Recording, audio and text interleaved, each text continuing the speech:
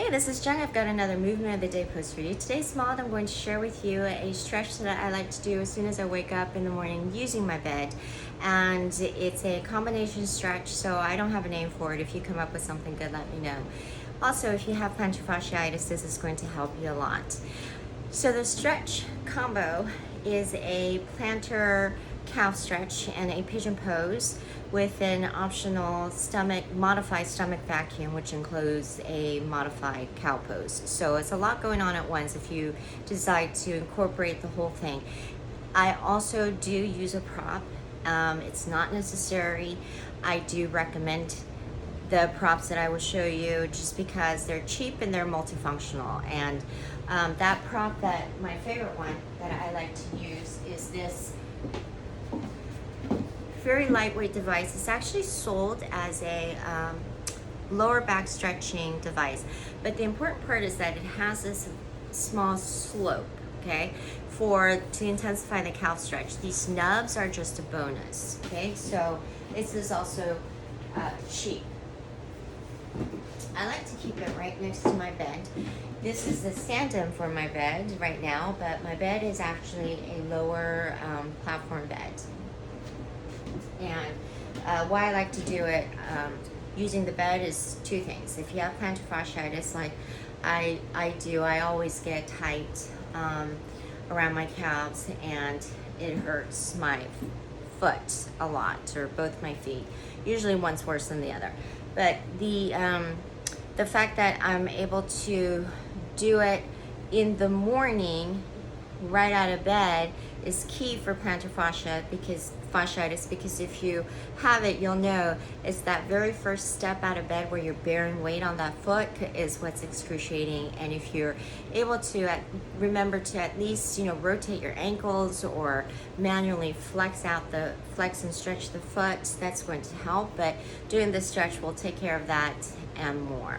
I also like doing it off the bed because it has a wide surface area which has a lot of cushion. So let me show you exactly what it looks like when I do it. And in the mornings, I actually like to scooch backwards off of my bed and actually just stretch my feet first. So I'll scooch backwards off my bed and land gently on the toes here like this, and then come down on to the toes. So if you stay on your toes, you're going to get that full stretch of the feet. And then you're also basically sitting on your calf, so it gives a nice compression. So you can stay here for as long as it feels good. Now, when we get into the stretch itself, we're going to do one leg at a time. So, I mean, you're going to have to do both sides.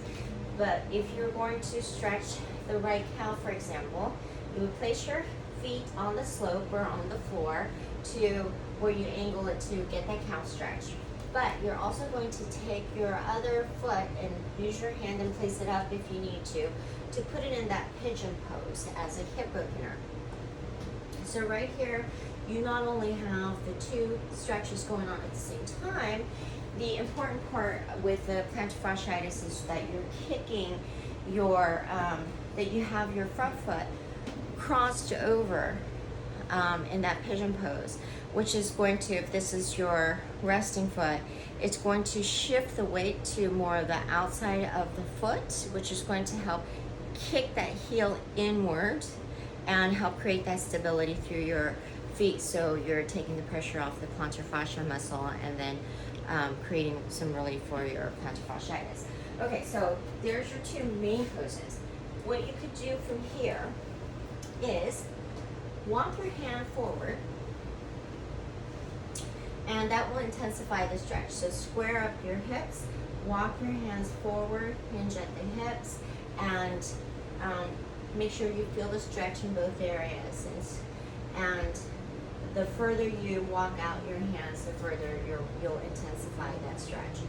Now, from here, you could press your hands and perform a modified stomach vacuum. And that's going to look like this, and then I'll explain what I'm doing.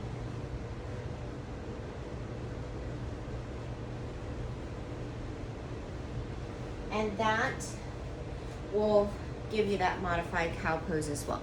So the stomach vacuum, what you're doing is you're first taking a big inhale, you're exhaling as much as you can, and then in that state of held breath, you're sucking that stomach in and further.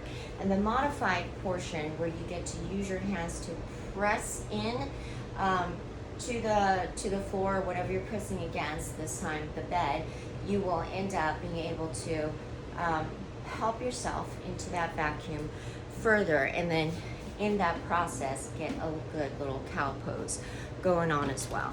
So you're holding your breath, remember, so if you do it for 5 to 10 seconds at a time, you could just reset, and all the while you're still holding on to your pigeon pose and your calf stretch. So remember to switch to the other side as well. All right, so if you don't have my prop, the other prop that I could recommend are these mini balance pods. They come in 4s and they're also very cheap, super multifunctional. Also, the cheaper, the lower height, the cheaper, softer yoga blocks. And you could also try a rolled up yoga mat. So play around with that. Depending on the height of your bed and your own height, or if you're not using a bed, if you decide to do this elsewhere, could be the sofa, so facing the back of the sofa, could be a desk, a bench, a chair. Depending on the height of that and your height, you'll just have to adjust how far your back leg is open, and the position of your pigeon, and the angle of your hip hinge. Just play around until you feel the stretches in the places that we talked about. And if you would like to throw in the modified stomach vacuum as a bonus, it's a really good way to get that in as well, all in one. All right, this is Jen signing off, reminding you to start where you are, do what you can, use what you have, and move something.